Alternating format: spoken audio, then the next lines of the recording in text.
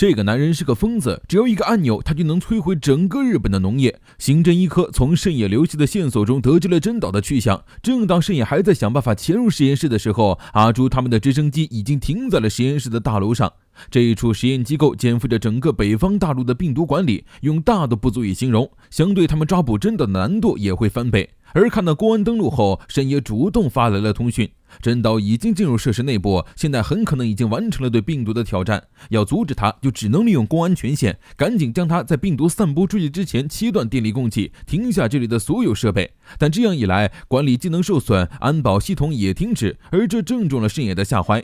他先利用公安解除安保设施，抢先进入杀掉真岛。阿朱不会允许慎野这么做，慎野很坚定，如果不停电，真岛摧毁的就是整个国家。但阿朱也不愿意让慎野成为杀人犯，他想让农林省单独转移给他们安保系统的权限，但是手续太费时间，真岛很可能会趁机发动袭击。正如慎野所说，为今之计只有让设备停止运转。弥生着手冻结发电机。行动之前，阿朱只有一个要求，如果遇到真岛，他的犯罪系数高于300，要启动毁灭模式，一定要通知他来，他有对付慎野的王牌。原来阿朱早就和西比拉谈判过了，直至成功抓捕真岛，阿朱的枪都会解除保险，固定在麻醉模式。这不仅仅是为了成功逮捕真岛，更是为了不杀死慎野。老爹敏锐地察觉到了什么，自从局长被叫去后，阿朱就变得怪怪的，像是一人承担了什么一样。过于激进的监察官是什么下场，他们在慎野身上已经看到了。阿朱让老爹用支配者确定一下自己的心理测量值，经历过如此巨大的变故，他的犯罪系数却只有30不到。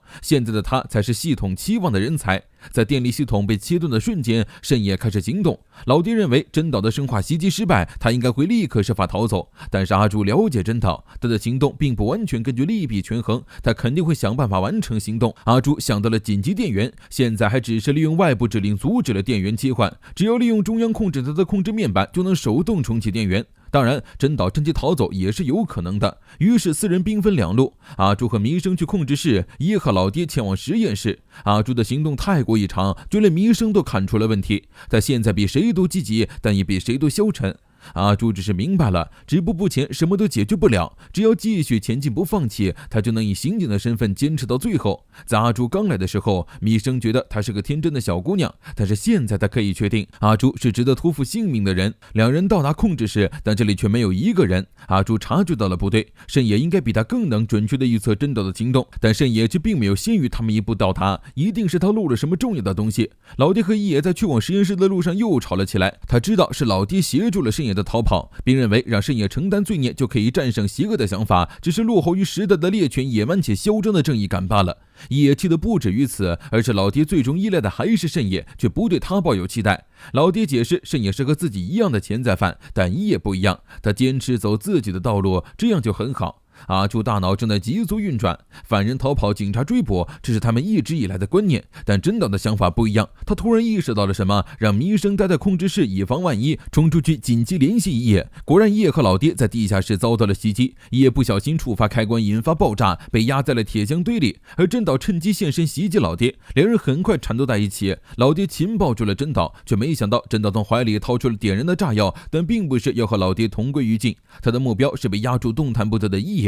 一野大喊着让老爹绝对不要放手，但是当真岛将炸药扔出去的瞬间，老爹还是义无反顾地扑了上去。他是警察，更是父亲。老爹捡起炸药，但是已经来不及扔出了，炸药在他手里爆炸。一野吓傻了，强行扯出被压的手臂，冲到老爹面前，但老爹已经被炸毁了半个身子，一野几乎崩溃。与此同时，慎野赶到，看在倒在地上的老爹，慎野悲痛不已，但还是咬牙去追捕逃走的真岛。老爹临死前最后抚摸了一次儿子，说到底他们还是父子，随后停止了呼吸。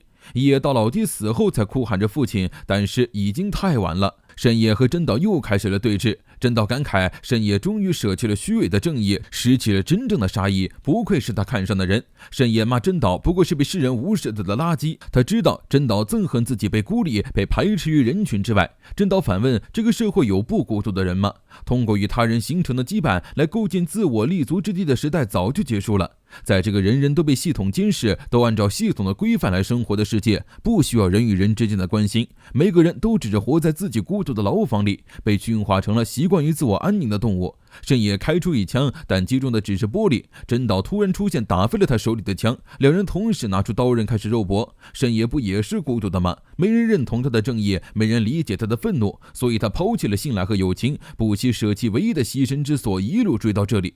真岛倒是很欣赏这样以孤独为武器的慎野，双方打得不分上下。慎野被真岛压制在地，但又反手划伤了对方的胸口，两人拉开距离，剧烈的喘息着。而就在慎野再次冲向真岛之时，一颗脉冲手榴弹突然扔来，强行将两人分开。